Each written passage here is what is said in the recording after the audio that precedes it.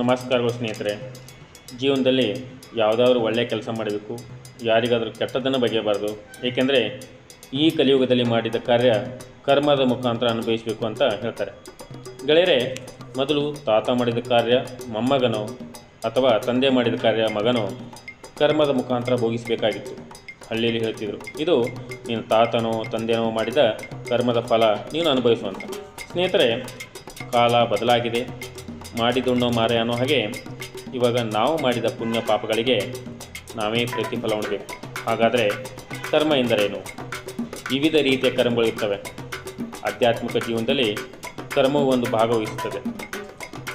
ಒಳ್ಳೆಯ ಮತ್ತು ಕೆಟ್ಟ ಕ್ರಿಯೆಗಳು ವಿವಿಧ ರೀತಿಯ ನಮ್ಮ ಮೇಲೆ ಹೇಗೆ ಪರಿಣಾಮ ಬೀರುತ್ತವೆ, ನನ್ನ ಜೀವನದ ಮೇಲೆ ನಿರ್ದಿಷ್ಟ ಪ್ರಮಾಣ ನಿಯಂತ್ರಿಸಲ್ಪಡುವ ಒಂದು ನಿರ್ದಿಷ್ಟ ಪ್ರಮಾಣದ ಶಕ್ತಿಯಾಗಿದೆ.